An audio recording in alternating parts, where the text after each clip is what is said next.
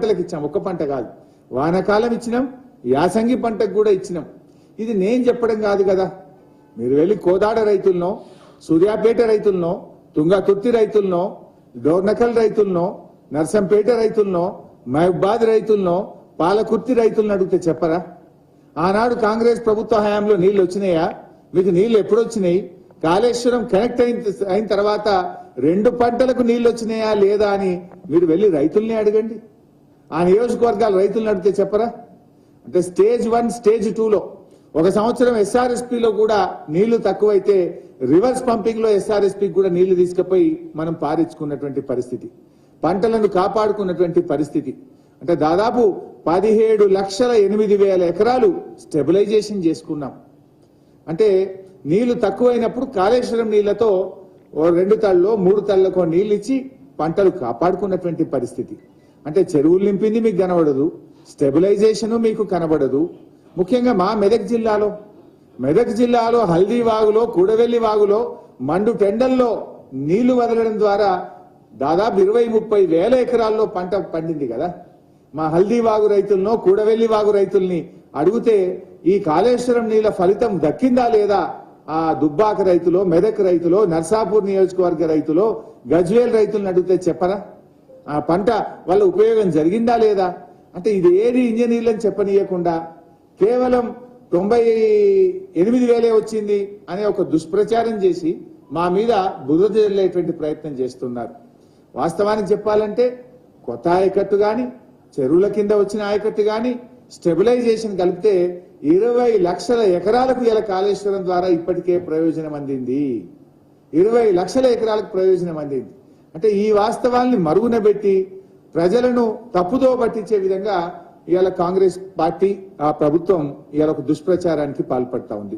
మీకు ఇంకో చిన్న ఉదాహరణ కూడా చెప్పాలి. ఎప్పుడైనా ఒక ప్రాజెక్ట్ ఎట్లా కడతారు?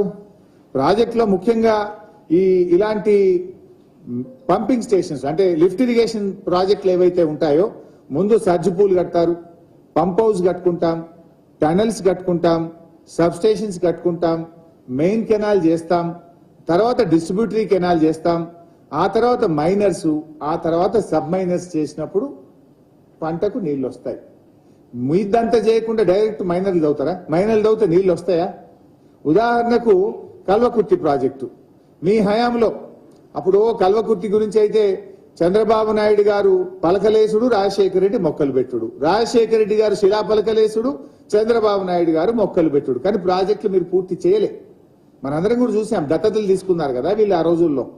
మరి కాంగ్రెస్ ప్రభుత్వం వాళ్ళే చెప్పింది అసెంబ్లీలో గొప్పగా 90% కల్వకుర్తి మేము పూర్తి చేసినాం. 90% పూర్తి చేస్తే కల్వకుర్తిలో మీరు ఇచ్చిన ఆయకట్టు ఎంత? 13,000 ఎకరాలు. 2014 వరకు కాంగ్రెస్ పార్టీ అధికారంలో ఉన్నప్పుడు 90% పూర్తయిన కల్వకుర్తిలో ఎందుకు 13,000 ఎకరాలకే నీళ్లు ఇచ్చారు? 3,30,000 ఎకరాలకు నీళ్లు ఇవ్వాల్సిన కల్వకుర్తిలో 13,000 ఎకరాలకే మీరు నీళ్ళు, అంటే 4% మాత్రమే. ఇది మరి ఎందుకు అట్లా అయింది? ఆనాడు కల్వకుర్తిలో మీరు కేవలం ఫస్ట్ దాకానే చేసినారు, మొత్తం చేయలే.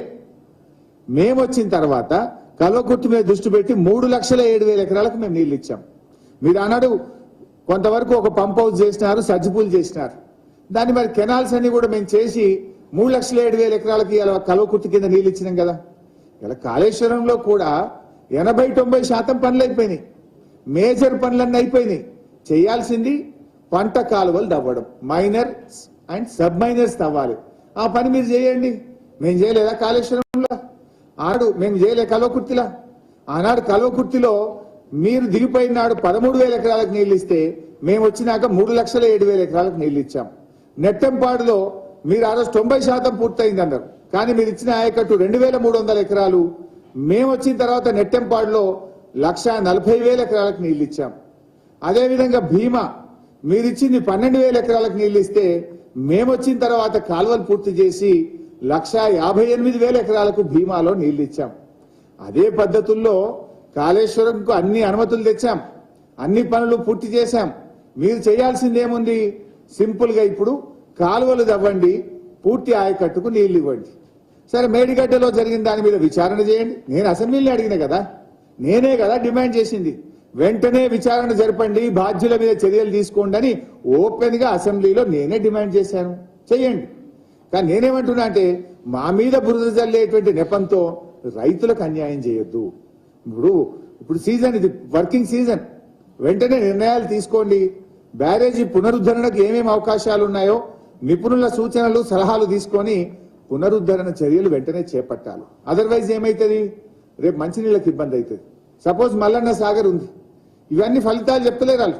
ఇలా మల్లన్న సాగర్ నుంచి భువనగిరి జిల్లాకు మంచినీళ్లు పోతున్నాయి, మేడ్చల్ జిల్లాకు మంచినీళ్లు పోతున్నాయి, జనగామ జిల్లాకు మంచినీళ్లు పోతున్నాయి, సిద్దిపేట జిల్లాకు మంచినీళ్లు పోతున్నాయి.